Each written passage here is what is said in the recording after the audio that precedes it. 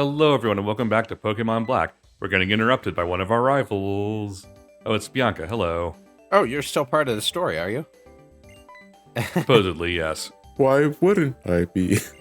I thought your character You had your arc character ended. arc a while ago. Yeah, she's here to be a fight. Sure. Well, we can keep having fights, I guess, if you want. At least she's not Hop. Dude. Hop was like Nimona without any of the charm yet. She was just like... Who is Hop? Hop is the rival from Gen 8. He's your friend who's your rival in Sword and Shield. He battles you way too many goddamn times, though. It's like every time you turn the corner, hey, here's Hop again. Want to have a Pokemon fight? I'm going to keep throwing my sheep at you. Because, you know, your rival has a starter, but this particular rival cares more about his sheep Pokemon than his rival. Than his starter. Well, probably cares more about his sheep Pokemon than you. Yeah.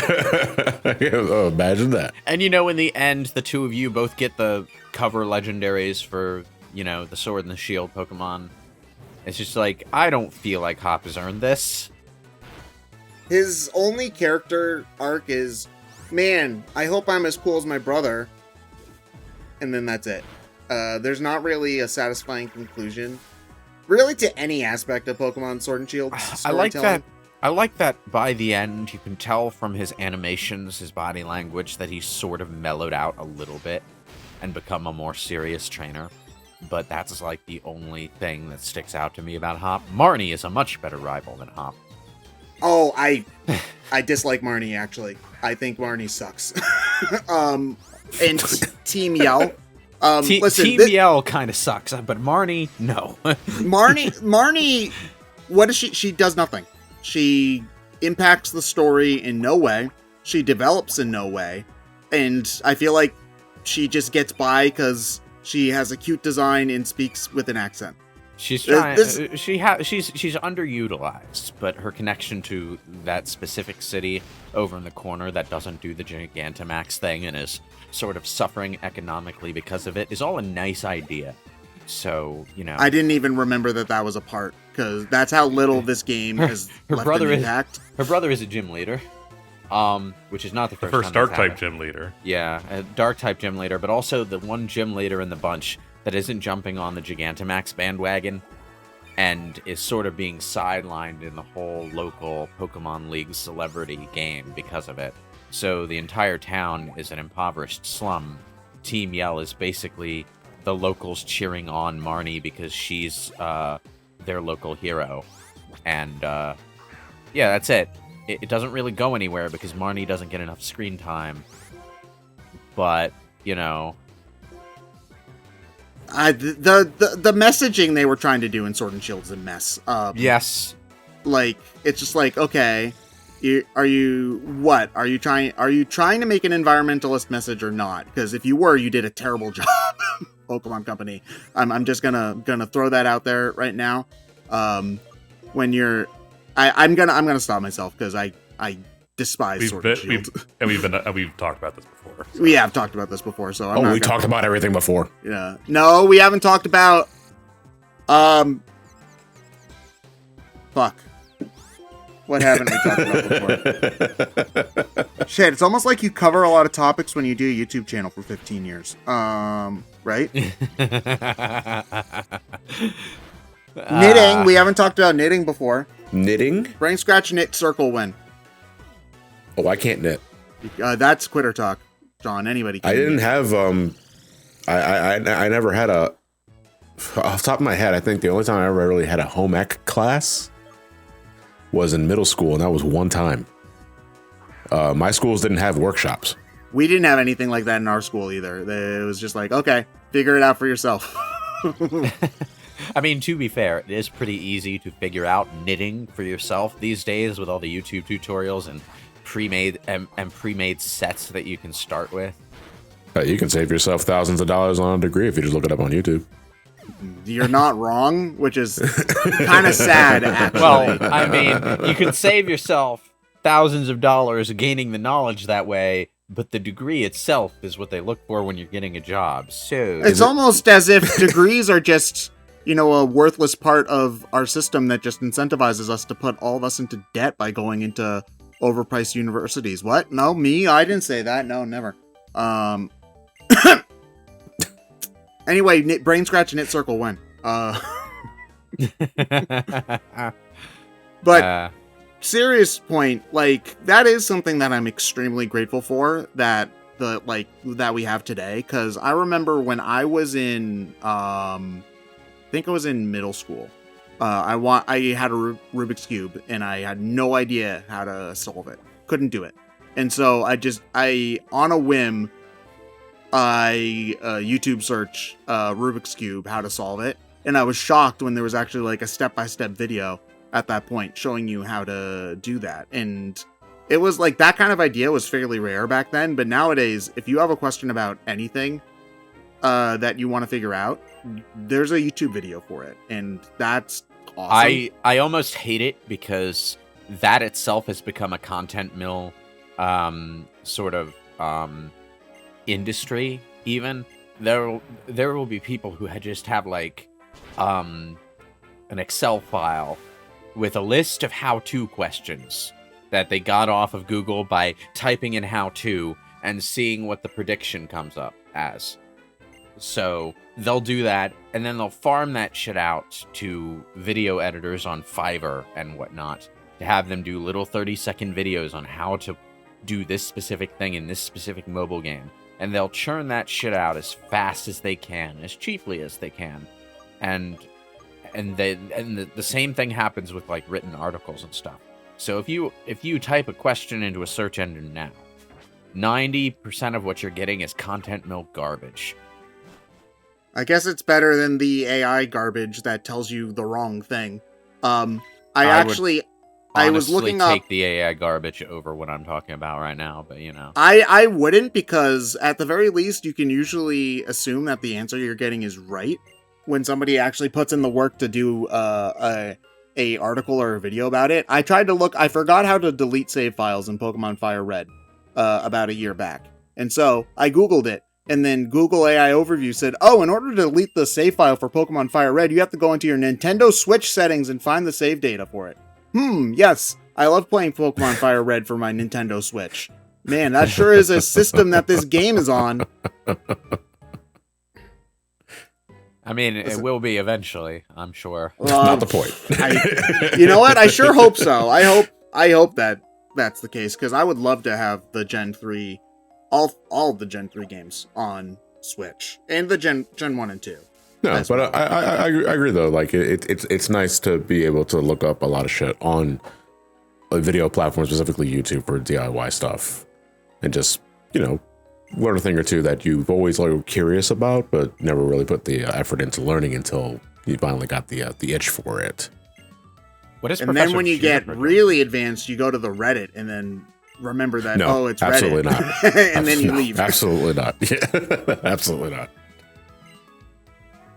Man, I miss when Pokemon had dungeons with mechanics. Yeah, this is one of the games where they started kind of pulling back on dungeons. I think that's part of the reason why they started doing that, is because Gen 4's dungeons are really bad. And nobody liked them. I can't imagine why having one dungeon with 6 different entrances where they don't all connect, so you can't even get out the same way you got in other places, would be bad. I can't imagine why Mount Coronet would ever be a design failure of a huge magnitude. That sounds like some low-key Phantasy Star 2 bullshit. I mean, maybe. I've never liked the dungeons in Gen 4 at all. But this is definitely a game where you can see them starting to lean away from that, because this is one of the only dungeons you see for a while, and the other dungeons you see later on are fairly simplistic, as we'll see as we go later into the game. And then it just unfortunately starts, they start drifting away more and more and more as you get higher up in the gens. Gen 6, I'm trying to think of the Gen 6 dungeons. There's the Pokemon Ball Factory, which was actually fairly neat. Is that an Archaeopteryx Pokemon? Dude, yes. They did this Pokemon so dirty. the gimmick for this Pokemon and its evolution is that it's got busted stats. The moment it takes damage, its stats get cut in half, which means it's awful and basically worthless. Which sucks considering that it's a really neat design for a Pokemon. It's just like, no, and they don't give it an alternate nature, at least not for a long time. So it's basically worthless. It's so disappointing. That's unfortunate. Yeah, I forget what's the other Fossilmon in this generation. The Turtlemon. Oh, The rock, yeah, that guy's the rock fine. water type. He's like whatever. I never really thought too much one way or the other. I always thought that Archeops looked really cool. What was I saying? All right, dungeons. Yeah, the only other dungeon I remember from Gen 6 is the one where they like change the camera perspective to behind the back, and I think you're riding the Rhydon on that one. That's a dungeon, right? I'm not making this up. I think so. It's Gen 6. Listen, it's really hard to remember things from Gen 6. Okay, that's like buried deep in the subconscious. And then Gen 7 doesn't really have much of anything for dungeons either. There's like a few optional areas, and then Gen 8 has nothing. I will say, if you count Area 0 as a dungeon, I think that Scarlet and Violet has one of the best dungeons in the franchise. That's just also the only dungeon in that game too. So, you know. I know caves in Pokemon get a bad rap because, there's all the random encounters and whatnot, and I just want to play the game at my own pace. You know, I get it. But Rock Tunnel aside, Gen 1 and 2 had, I thought, excellent dungeons. So, and Gen 3's dungeons weren't bad either, from what I don't really remember them too much. So, I would definitely be happy if they, tried to make that more of a focus going forward in the series. You know, I can't look at Pokemon's repels the same way now that I'm working at Walmart and I know that there's a brand of insect repellent actually called Repel. I mean, it's to the point. It's like, now it's not a cool Pokemon item. It's actually a product in the real world.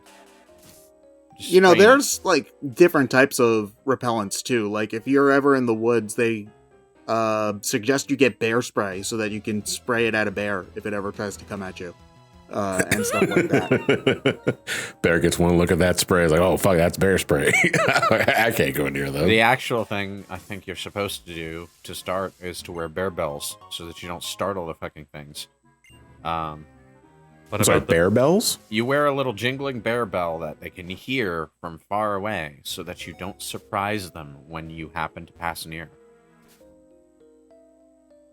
What about shark repellent? Shark repellent. How would that even work? You're underwater. Batman uses it. Well, no. You dip your leg into a water and you come up and there's a shark nibbling on your legs. So you get the shark repellent, spray them, and they fall and they explode.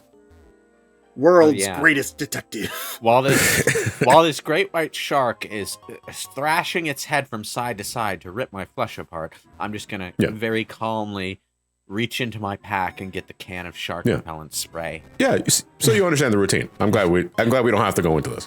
Yeah, there was a training on this, Lewis. There was a bit with with one Batman going to different Batman's universes, and he finds Adam West. At one point, and uses his utility belt because he lost his. What's that? At one point, he smiles and goes, "I found the one Batman more prepared than I am," and he folds out the shark repellent spray. What was that thing that was there was a cloud of dust on the ground up there? Oh, Huh? You go, Ryan. That was the special encounters for caves, like the rustling grass and grass. Oh, okay. So sometimes it's also like a gem or like a stone. Yeah, it could be an item that you can pick up. Right. Okay.